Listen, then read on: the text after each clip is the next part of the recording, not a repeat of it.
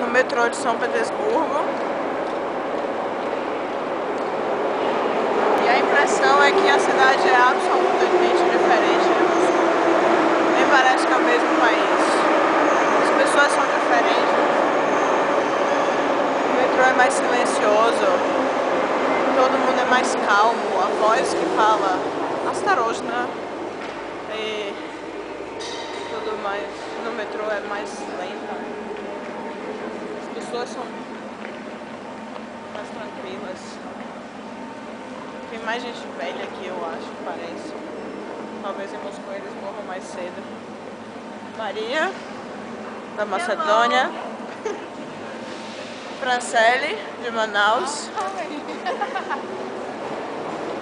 As estações são bonitas, mas não são tão trabalhadas, tão suntuosas quanto as de Moscou. É um choque, é estranho. É muito estranho estar tão perto de um lugar no mesmo país e ver uma cidade tão diferente. As pessoas sorriem em São Petersburgo, elas não fazem isso em Moscou.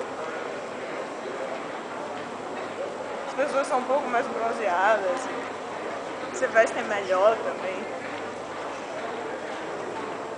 É bom, é legal. Eu ainda não vi São Petersburgo, não dá pra falar muito, mas é isso. Um beijo.